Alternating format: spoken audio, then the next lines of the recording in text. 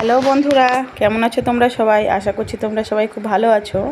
আজকে সোমবার, তো সকাল সকাল রান্না করতে চলে এসেছি। আজকে বাড়িতে ছিল আলু, পটল, ঢ্যাঁড়স।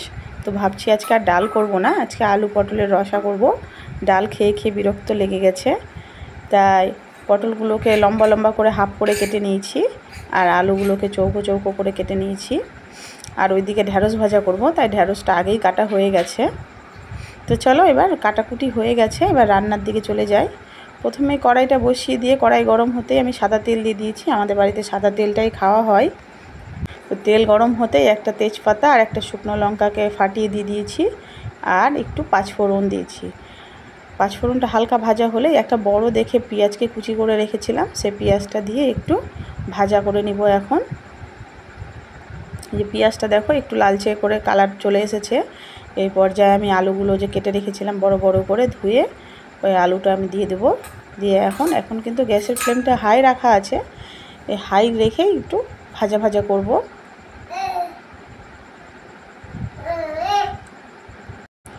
তো এখন 2 থেকে 3 মিনিট মতো আমি গ্যাসটাকে হাই করে কিন্তু আলুটা ভেজে নিয়েছি, ভাজা হয়ে গেছে। এই পর্যায়ে আমি পটলগুলো যে হাফ করে রেখেছিলাম, সে 3 থেকে 350 মতো পটল আছে এখানে, এই সবটি পটলই কিন্তু আমি দিয়ে দিব।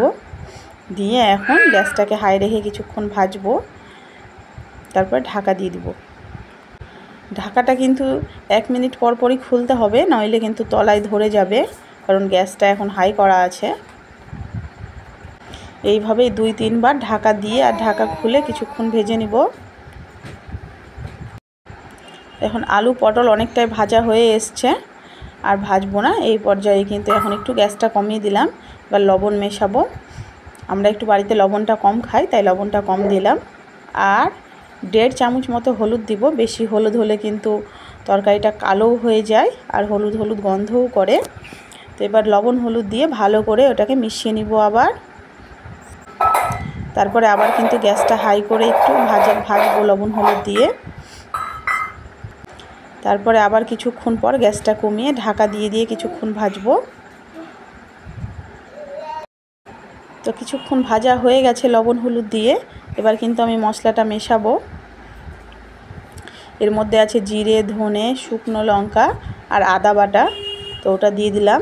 ওটা দিয়ে 1-2 মিনিট নাড়াচাড়া করে নিচ্ছি। তারপরে এর মধ্যে একটু বাটি ধোয়া জলও মেশাবো, নইলে কিন্তু মশলাটা তলায় ধরে যায় জল না দিলে। তো জল দিয়ে দিলাম। এবার কিছুক্ষণ জলটা দিয়ে কষাবো, ঢাকা দিয়ে দিয়ে কষাবো, তাহলে তাড়াতাড়ি হয়ে যাবে।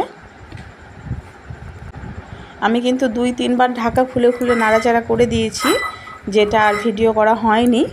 এই যে দেখো, আলু পটল কিন্তু সুন্দর কষানো হয়ে গেছে।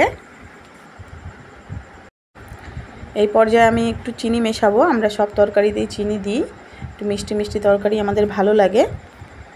আপনাদের পছন্দ না হলে কিন্তু আপনারা দেবেন না। তো চিনি দিয়ে কিছুক্ষণ কষানোর পরে এই যে এখন জল দিয়ে দিলাম। জলটা একটু বেশি দিব, কারণ একটু এটা হালকা ঝোল ঝোল তরকারি হবে, তাই এখন জলটা কম মনে হচ্ছে। তো আমি আরেকটু জল মিশিয়ে দিচ্ছি। তরকারি কিন্তু এখন ফুটে উঠেছে।